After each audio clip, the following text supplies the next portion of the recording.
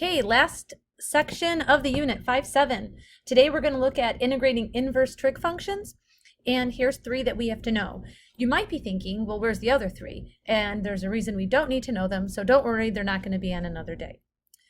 Okay, so let me start off by refreshing your memory about derivatives of inverse trig. We haven't seen these since unit 2. Okay, so one of them is if I'm trying to take the derivative of arc sine of u. So what is that? See if you remember it. It's going to be u prime over the square root of 1 minus u squared. Okay, now do you remember the way I set up this sheet for you guys to memorize these? Because then we looked at arc cosine of u. And if you look above, look, all of the cos are missing, like cosine, cotangent, and cosecant. The reason is if you take the derivative of arc cosine, it's super similar except you had a negative. So what we're going to say is if I took the derivative and went this way, right now we're going backwards, so I'm going to integrate this to get to arc sine, and you see arc sine as your answer.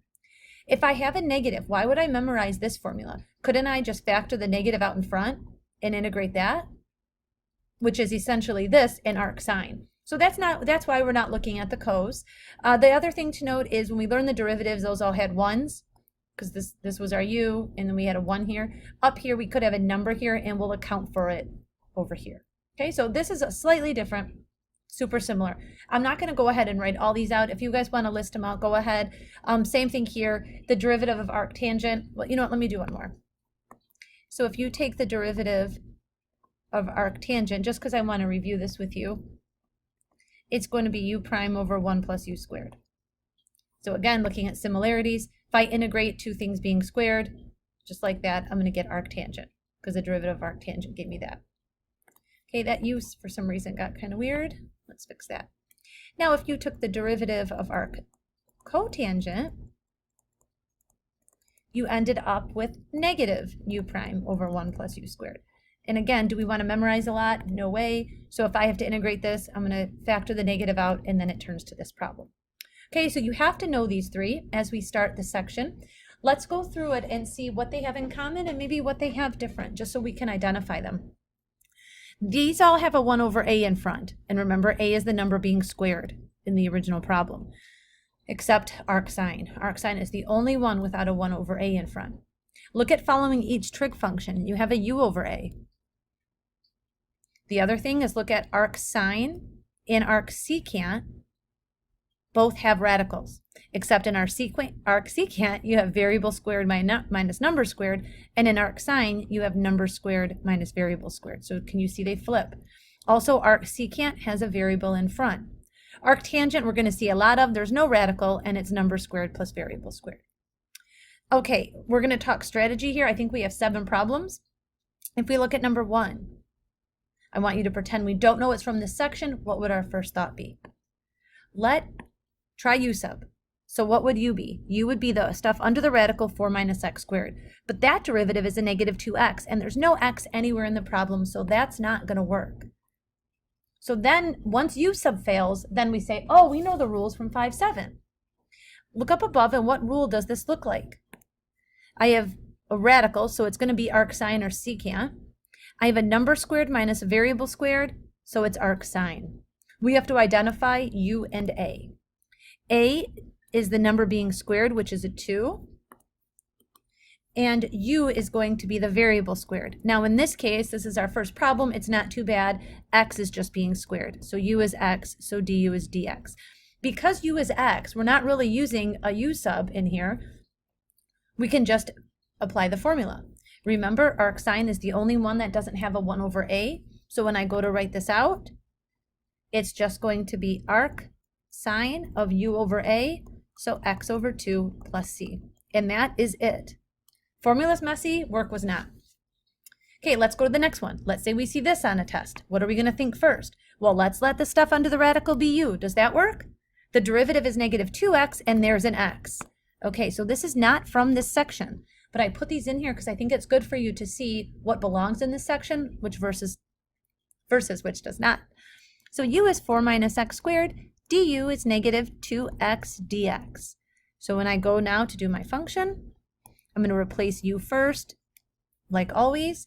So that means that is gone. I have an x dx left, which is right here. I'm going to divide the other -2 over, and I'm going to get -1/2 integral of 1 over root u. Now I need to rewrite this as u to the -1/2 du. When you add 1, you get u to the 1/2 times 2 plus c. You can see here those cancel, and I have a negative root u, but u is 4 minus x squared plus c. Okay, on to c.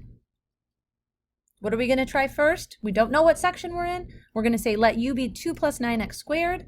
The derivative is 18x, and there's no x in the problem. So our old u method is not working. So now we have to think, okay, we are in 5-7. Do you have the formulas kind of memorized? Which one do you guys think this is? There's no radical. Which one had no radical? Look up here, arctangent. It's number squared plus variable squared, 1 over a in front, arctan of u over a. So we have to identify our a and our u.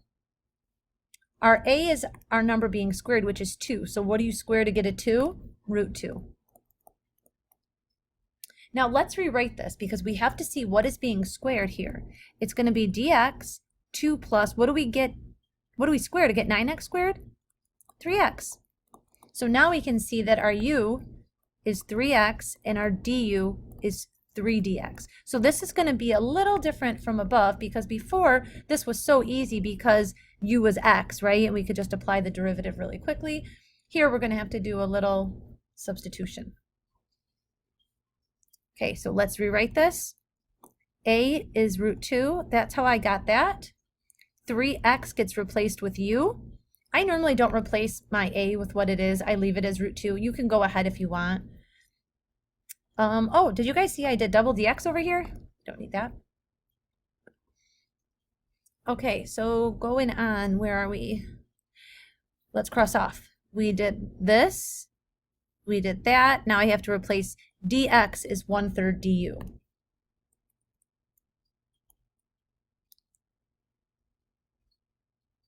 Okay, now we have everything set up. The formula says a squared plus u squared. That's exactly how we have it.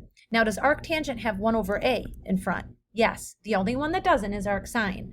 So I have that 1/3, but I also have 1 over a, so root 2, and then arctangent of u over a.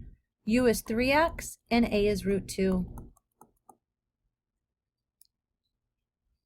Okay, kiddos, halfway done. Look at D. What are we going to try first? Let the denominator be u. Does that work in this case? It does, because the derivative is 18x and there's an x. So our denominator is 2 plus 9x squared. Du is 18x dx.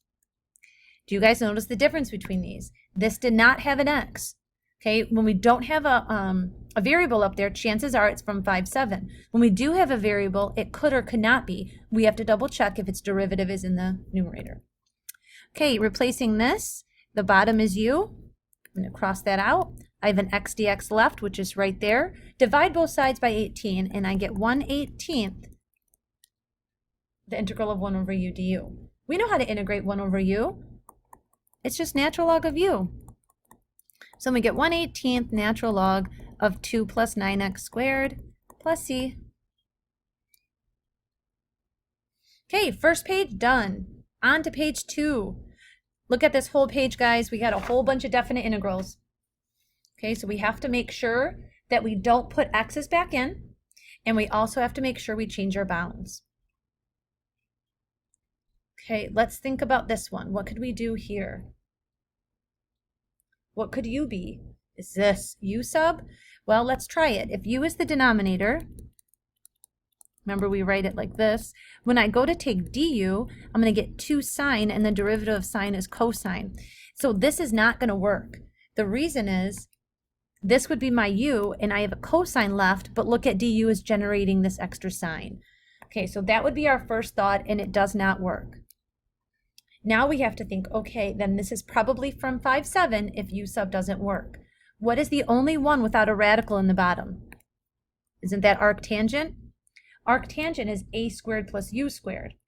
So in this case, if this is my a, that would Be nice. A is 1. And then what squared gives me sine squared? Of course, sine.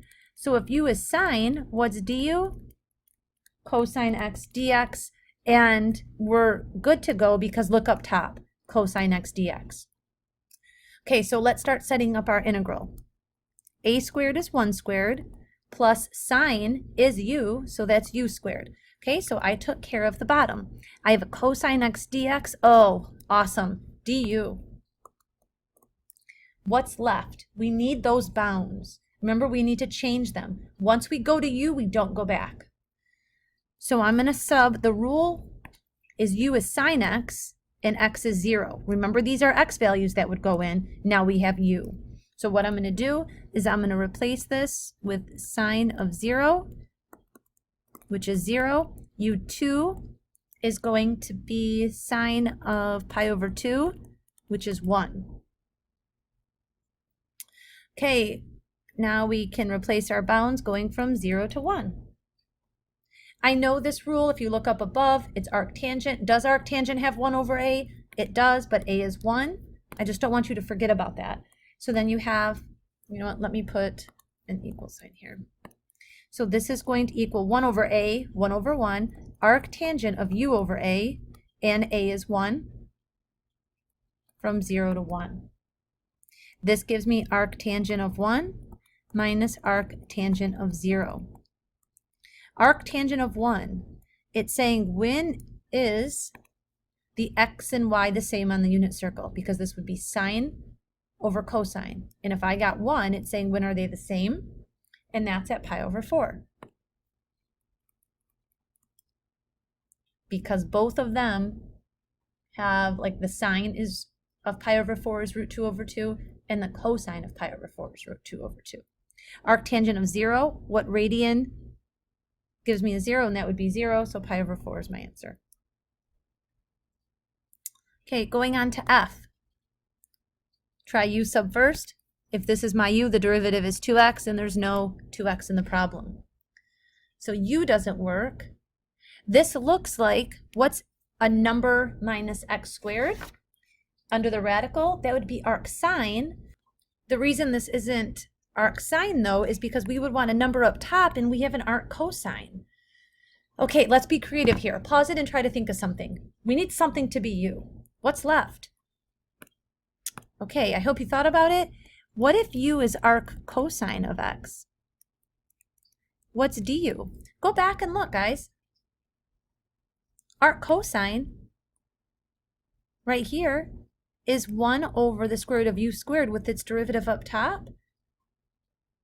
So if I take the derivative of this,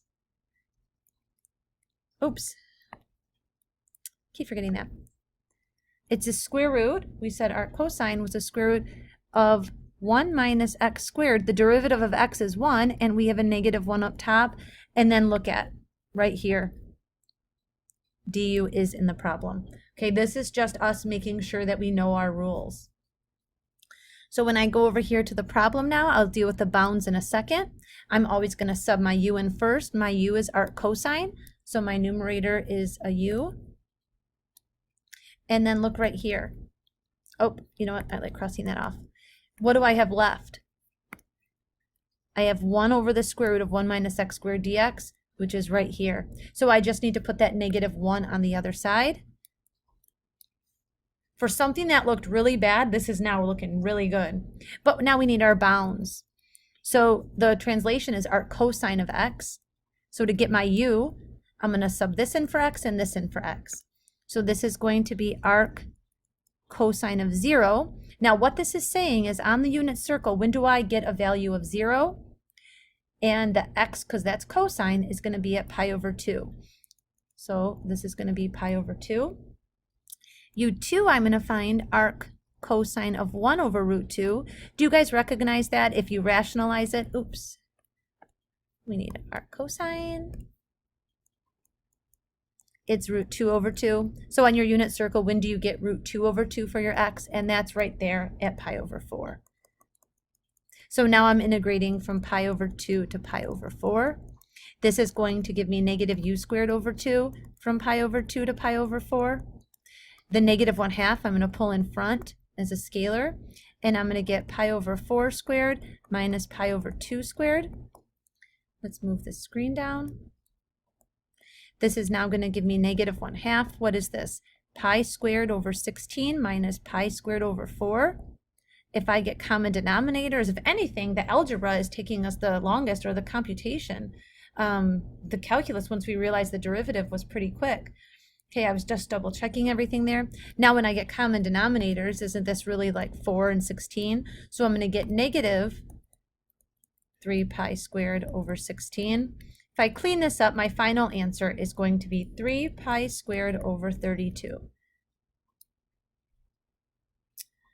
Okay, one left. What are we thinking here? Thing under the radical is, are you? I'm thinking same thing.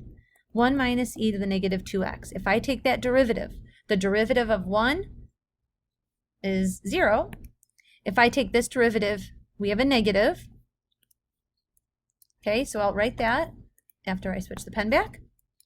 And then how do you take the derivative of e to a power? You copy it over, and the derivative of the exponent is negative 2, making this a positive 2 e to the negative 2x. Now the reason that this is not going to work is look in your numerator. This is not an e to the negative 2x, it's an e to the negative x. Okay, let's rethink this. This isn't going to work, but this is a good first thought. I do see a radical though, and I have a number minus a variable. Isn't that arcsine? So could this be arcsine? Well, let's try that. What would our a be? Square root of 1 is 1. Remember, it's a squared minus u squared. Oh, but can I rewrite this? Here we go. Now something's making sense. What if we integrate natural log of 2 to natural log of 4? Can't we rewrite this as 1 squared minus e to the negative x squared? Now this looks like arcsine, because now our u is going to be what's squared, which is e to the negative x. Making du negative e to the negative x, and that makes total sense because that's what we have left up here. Okay, let's start writing this out. I'm going to get the square root of 1 squared minus u squared. Now I'm left with an e to the negative x dx, which is right here, which is a negative du. Right here. Okay, again, just double checking everything looks okay. Now we need our bounds. Okay, so u1, our translation is u equals e to the negative x. I'm going to sub a natural log of 2 in for my x.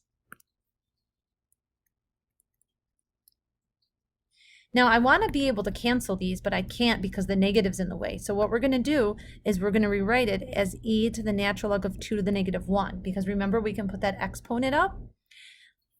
I mean, this can go up. So then what we can do is rewrite this as 2 to the negative 1, which is a half. So my lower bound is now a half.